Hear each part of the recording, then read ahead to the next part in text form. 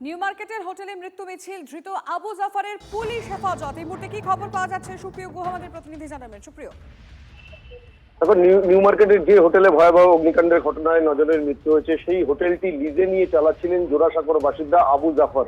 তাকে গতকাল রাতে কলকাতা পুলিশের গোয়েন্দা শাখার আধিকারিকরা গ্রেপ্তার করেছে। তাকে আজ ব্যাংশাল আদালতে পেশ করা হয় এবং আদালতে পেশ করার পর সরকারি আইনজীবীর তরফ থেকে যে বিষয়টা স্পষ্টভাবে দাবি তোলা হয়, বা পুলিশ এখনো পর্যন্ত যেগুলো তদন্তে পেয়েছেন, যে নিয়মবিধি শিখেই তুলে দীর্ঘদিন ধরে এই হোটেল ব্যবসা চলছিল।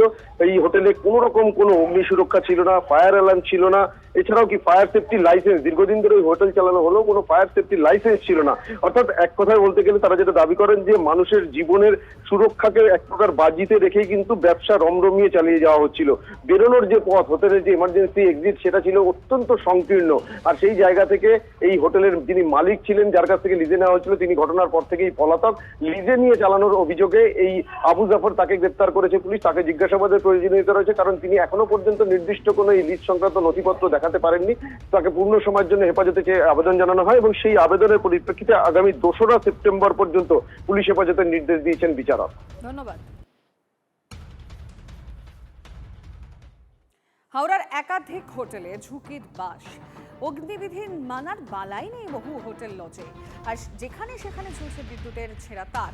নিউ মার্কেটের মতোই একই ছবি হাওড়া স্টেশন লাগোয়া ডবসন লেনে।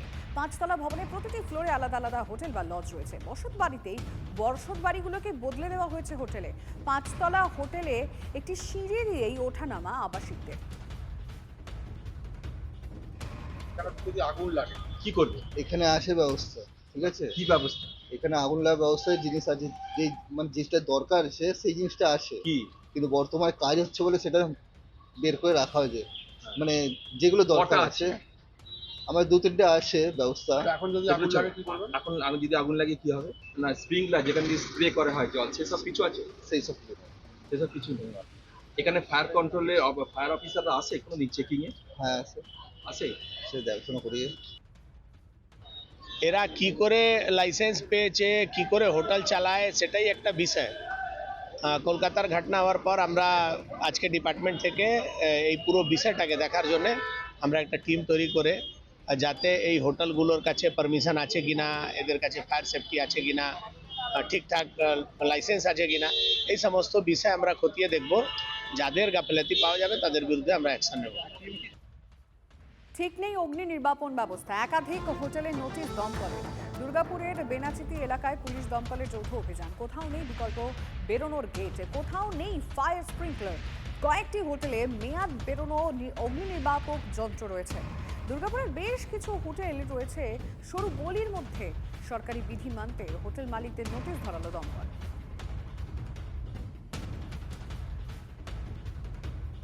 কলকাতা তারাপীঠের হোটেলে বিপর্যয় থেকে শিক্ষা। শিলিগুড়িতে 1 মাস ধরে বিশেষ অভিযানে দমকল বিভাগ।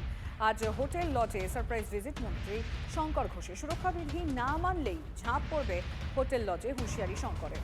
দীর্ঘদিন অনিয়মে ছিল নিয়ম, ফুলে ফেপে উঠেছেন তৃণমূল নেতারা। বিগত সরকারকে তো শিলিগুড়ির বিজেপি বিধায়কের। আবর্জনা সাফাইয়ের সময় চাইলেন পর্যটন মন্ত্রী।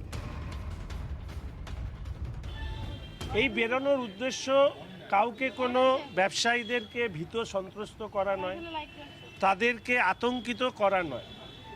আমাদের রাজ্যটা দীর্ঘদিন অনিয়মটাকেই নিয়ম মেনে চালানো হয়েছে এবং তার বিনিময়ে তৃণমূলের নেতারা ফুলে ফেপে উঠেছে।